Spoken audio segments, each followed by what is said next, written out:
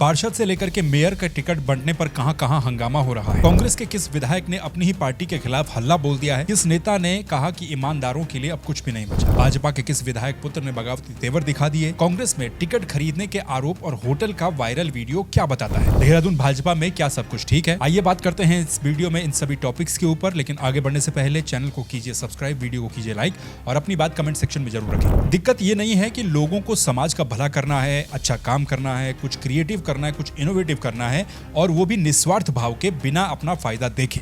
इसीलिए उन्हें चुनाव लड़ने का मौका चाहिए, लेकिन टिकट नहीं मिल रहा है तो वो लोग नाराज हो रहे हैं।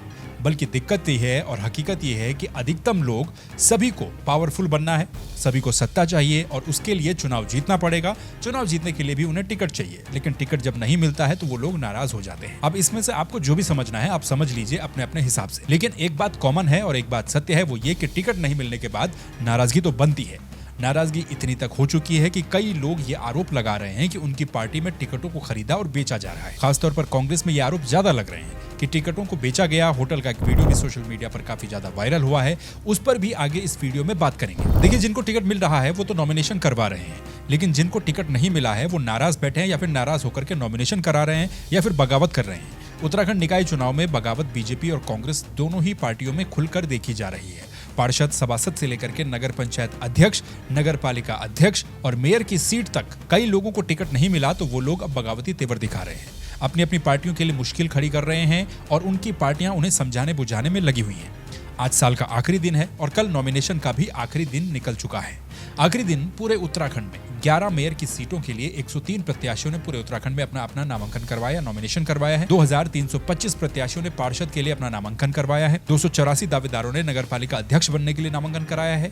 1922 लोगों ने नगर पालिका का सदस्य बनने के लिए नामांकन करवाया है। नगर पंचायत अध्यक्ष के लिए 295 नामांकन हुए हैं और नगर पंचायत सदस्य बनने के लिए 1567 दावेदारों ने अपना अपना नामांकन कराया है। ये डेटा जो मैंने आपको बताया है ये पूरे उत्तराखंड का है, लेकिन पार्टियों के लिए हर जगह पर राह इतनी आसान भी नहीं है, बल्कि जीत का रास्ता कांटों से भरा हुआ है। सबसे पहले बात कांग्रेस और पिथौरागढ़ मेयर सीट की, क्योंकि यहाँ पर बवाल ज्यादा बड़ा नजर आ रहा है।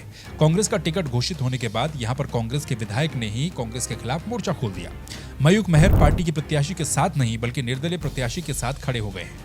कांग्रेस विधायक ने यह तक कह दिया कि पार्टी ने टिकट ही गलत दिया है, ऐसे में अगर उन्हें अपनी राजनीतिक कुर्बानी देनी पड़ी तो वो देंगे, लेकिन पिथौरागढ़ को एक योग्य मेयर देंगे। और इसके बाद वो कांग्रेस की बागी मोनिका मेहर के नामांकन में भी पहुंच गए। पिथौरागढ़ में कांग्रेस की दिक्कत यहीं पर नहीं थमती है। कांग्रेस के वरिष्ठ नेता और प्रदेश उपाध्यक्ष, मुख्य प्रवक्ता रहे मथुरा दत्त जोशी का दर्द भी नाराजगी के रूप में छलका है। वो भी यहाँ से अपनी पत्नी के लिए टिकट की दावेदारी कर रहे थे, टिकट की मांग कर रहे थे, लेकिन उन्हें भी टिकट नहीं मिला।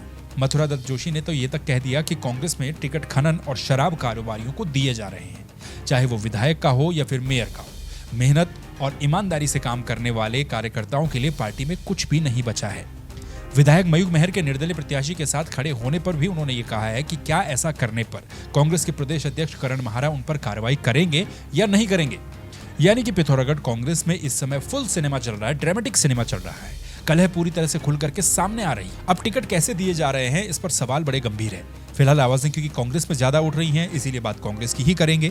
एक वीडियो बड़ा वायरल हो रहा है सोशल मीडिया पर। यह वीडियो देहरादून का है। इसमें कहासुनी हो रही है टिकट मांगने वालों और टिकट देने वालों के बीच में, जहां कांग्रेस के वरिष्ठ नेता सूर्यकांत धस्माना भी दिख रहे हैं, साथ ही कांग्रेस के महानगर के अध्यक्ष देहरादून के भी दिख रहे हैं। एक महिला और कुछ लोग ये आरोप लगा रहे हैं कि पैसे लेकर के, रुपए लेकर के कांग्रेस में टिकट बांटे जा रहे हैं। मेरा टिकट चाहिए। धस्माना जी, उनको आप अंतर आओ। आप खोल दो। धस्माना जी, खोलो दरवाजा। खोलो दरवाजा, बोलो। कांग्रेस चलाने के लिए दे रखा है। ये लाइव चल रहा है। ये खड़े हुए यहाँ टिकटों की दलाली हो रही है, यहाँ बैठ करके अकेता होटल के अंदर। और हमारे वरिष्ठ कांग्रेस उपाध्यक्ष मैं अपने टिकट का सौदा यहाँ पर मौजूद है। ये लाइव चल रहा है, लाइव चल रहा है, आप रोक नहीं सकते। आपके नाम की रिपोर्ट भी कर दूंगी। मेरे को रोके मत, बात गलत हो जाएगी भाई साहब। मेरे को रोके मत, अधिकार की बात कर रहे हैं, वो कर रहे हैं ना बड़े। हाँ तो फिर वीडियो बना रहा ना, धक्का मत देना। बड़े बात कर रहे हैं ना। हाँ तो फिर जो धक्का दे रहा है, हमारे बड़े बात की कमाई की है। धक्का कहेंगे दे रहा है मेरे को, धक्का दे मेरे को, धक्का कहेंगे दे रहा है मेरे को। ये कोई वो थोड़ी है, धक्का कहेंगे दे रहा है। बात करने में बस वो करेंगे बात। मैं बता रहा हूँ वीडियो चल रहा है, लाइव लाइव चल रहा है करो बात, करो दो जने करो बात। मैं बनाऊंगा वीडियो, मैं बनाऊंगा। आप जाओ बात करो, जाओ आप जाओ। अब ये सच में हुआ है या फिर टिकट नहीं मिलने की नाराजगी में ऐसे आरोप लगाए जा रहे हैं, ये तो कांग्रेस पार्टी ही जाने। लेकिन फिलहाल ऐसे आरोप लगाने वालों को पार्टी से निष्कासित कर दिया गया है। ऐसा अक्सर कई बार होता है कि कांग्रेस में लड़ाई या फिर आंतरिक कलह खुलकर सामने आ जाती है, दुनिया के सामने दिखती है। कहा जाता है कि कांग्रेस इसको मैनेज करने में हर बार नाकामयाब रहती है, लेकिन भाजपा में ऐसा नहीं होता। यहाँ अगर कलह होती भी है तो फिर भी वो खुलकर सामने नहीं आएगी। लेकिन निकाय चुनाव में ऐसा नहीं है, यहाँ दोनों तरफ से खुलकर बातें सामने आ रही हैं। कर्णप्रयाग नगरपालिका सीट भी भाजपा की टेंशन बढ़ा रही है, और यहाँ टेंशन किसी दूसरे कार्यकर्ता ने नहीं बढ़ाई बल्कि भाजपा विधायक के ही पुत्र ने बढ़ा दी है। टिकट नहीं मिलने से नाराज हुए थराली से भाजपा विधायक भूपाल राम टमटा के पुत्र जयप्रकाश ने भी निर्दलीय ही अपना नामांकन यहाँ पर भर दिया है। और भाजपा विधायक के पुत्र ही जब निर्दलीय चुनाव लड़ेंगे तो फिर भाजपा की मुश्किलें तो बढ़ेंगी ही बढ़ेंगी। इसके अलावा भाजपा से एक और नाराज प्रत्याशी बसंती देवी ने भी अपना नामांकन कर लिया है। अब नाराज के इस खेल में कांग्रेसी कैसे पीछे रह सकते हैं? भाई आखिर नेता तो सभी को बनना है, फिर क्या विधायक पुत्र और क्या आम कार्यकर्ता। कर्णप्रयाग नगर पालिका में भाजपा से तो 2 ही नाराज मैदान में कूदे हैं, कांग्रेस से तो यहाँ पर 4 नाराज लोग मैदान में कूद गए हैं। गजपाल सोनी, शिशपाल लाल के अलावा अनीता देवी और अनिल कुमार ने भी निर्दलीय नामांकन भर दिया है, जो कांग्रेस की मुश्किलें बढ़ा सकता है।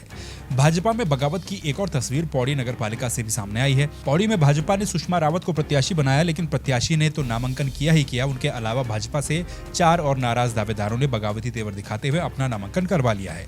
यानी कि 4 नामांकन से यहाँ पर भी भाजपा की मुश्किलें बढ़ सकती हैं। इसके अलावा पिथौरागढ़, जहाँ पर कांग्रेस मुश्किलों में थी, यहाँ भाजपा में भी बगावत हुई है। रामनगर नगर पालिका में भी बगावत हुई है भाजपा में, नगर पंचायत लालकुआं में भी हुई है, अल्मोड़ा में भी हुई है, डोईवाला में भी हुई है, कई और जगहों पर भी भाजपा में बगावत देखने को मिल रही है, मेयर को लेकर के या फिर पालिका को लेकर के, पंचायत को लेकर। इसके अलावा कई और नगर निगम ऐसे हैं जहां पर भाजपा किंतु परंतु वाली स्थिति में जरूर होगी। कई जगहों पर कारण खुलकर के सामने खड़े हैं और कई जगहों पर मामला शांत बाहर से लग रहा है, लेकिन अंदर खाने क्या क्या होगा ये देखने वाली बात होगी। नगर निगम श्रीनगर, कोटद्वार, हरिद्वार भी इन्हीं स्थितियों में हो सकता है। रुड़की में पूर्व मेयर यशपाल राणा ने भी कांग्रेस से बगावत कर अपनी पत्नी का नामांकन करवा दिया है। अब बीजेपी कांग्रेस के बड़े बड़े नेता अभी भी यही दावा कर रहे हैं कि पार्टी के नाराज कार्यकर्ताओं और नेताओं को मना लिया जाएगा। जिन्होंने नामांकन करवाया भी है उनका नामांकन वापस ले लेंगे। लेकिन क्या निकाय के चुनाव में ये वाकई में हो सकता है? या फिर हो सकता है कि कुछ लोग नामांकन वापस ले भी लें, लेकिन ज्यादातर नेता या तो अपनी मवासी घाम लगाएंगे या फिर अपनी पार्टी की। बात रुद्रप्रयाग की भी कर लेते हैं। यहाँ नगर पालिका के लिए आखिरी दिन 4 नामांकन हुए, 2 भाजपा कांग्रेस के और 2 निर्दलीय प्रत्याशी से। भाजपा से चंद्रमोहन सेमवाल, कांग्रेस से दीपक भंडारी ने नामांकन करवाया है। कांग्रेस में बगावत देखने को मिली है। नाराज संतोष रावत ने बगावत करते हुए निर्दलीय नामांकन करवा लिया है। संतोष रावत का कहना है कि कांग्रेस ने उन्हें धोखा दिया है। इसके अलावा निर्दलीय अशोक चौधरी भी रुद्रप्रयाग नगर पालिका अध्यक्ष पद के लिए मैदान में कूदे हैं। इसी बीच अब राजनीति की एक दिलचस्प तस्वीर टिहरी में भी देखने को मिल रही है। यहाँ एक दूसरे के धुर विरोधी रहे 3 लोग और उनकी टीमें आज एक ही पार्टी के लिए वोट मांग रही हैं। वो पार्टी है भाजपा। भले ही आज भाजपा को ये सुखद तस्वीर लग रही हो, लेकिन तय है कि 2027 के विधानसभा चुनाव में फिर से इन्हीं तीनों के बीच तलवारें खिंच सकती हैं। दरअसल यहाँ पर मुख्य विपक्षी अब एक ही पार्टी भाजपा में है। किशोर उपाध्याय विधायक हैं, धन सिंह नेगी कांग्रेस से बीजेपी में आ चुके हैं, दिनेश दनाई अपनी पार्टी को, जो उन्होंने अपनी अलग पार्टी बनाई थी, उसको समाप्त करने के बाद वो भी बीजेपी में ही आ चुके हैं। और आज तस्वीर ये कि तीनों ही नेता भाजपा के लिए टिहरी में वोट मांग रहे हैं। देहरादून नगर निगम में फिलहाल बाहर से सब कुछ शांत सा लग रहा है। बीजेपी कांग्रेस ने नए साफ सुथरी छवि वाले नेताओं को टिकट दिया है। दोनों का करियर लगभग एक जैसा रहा है। दोनों की अपनी अपनी क्वालिटीज हैं, इसीलिए यहाँ पर मुकाबला भी बराबरी का ही लग रहा है। सौरभ थपलियाल और वीरेंद्र पोखरियाल दोनों ने ही अपना नामांकन कल करवा लिया है। इन दोनों के साथ उनकी पार्टी के बड़े बड़े नेता भी मौजूद रहे। कांग्रेस से ज्यादा कोई नाराजगी दिखी नहीं बाकी लोगों में, लेकिन खबर है कि अंदर खाने भाजपा में कुछ लोग नाराज हो सकते हैं। निवर्तमान मेयर सुनील उनियाल गामा का टिकट काट करके सौरभ थपलियाल को दे दिया गया, जिसके बाद सौरभ थपलियाल के नामांकन में वो गायब रहे, यानी कि गामा गायब रहे। इसके अलावा कुछ और दावेदार ऐसे थे जो सौरभ थपलियाल के नामांकन में दिखाई नहीं दिए। खैर, नामांकन हो गया। अब रूठने मनाने वाला कार्यक्रम भी 2-3 दिन चलेगा। उसके बाद सभी लोग प्रचार प्रसार में जुट जाएंगे, लेकिन इन सब के बीच उन असल मुद्दों को भी ध्यान में रखना चाहिए जो आपकी शहर की सरकार के लिए जरूरी है। कोई नाराज हो, कोई जीत जाए, इससे फर्क नहीं पड़ता और नहीं पड़ना चाहिए, बल्कि फर्क जनता की समस्याओं पर पड़ना चाहिए, जिनके लिए आखिरकार ये सब कुछ हो रहा है। आपका क्या कहना है कमेंट करके जरूर बताइए। बाकी इस वीडियो को लाइक कीजिए, चैनल को सब्सक्राइब कीजिए और अपनी प्रतिक्रिया कमेंट सेक्शन में टिप्पणी के रूप में जरूर दें। फिर मुलाकात होगी किसी दूसरे वीडियो में दूसरे टॉपिक के साथ। तब तक के लिए नमस्कार, अपना ख्याल रखिए।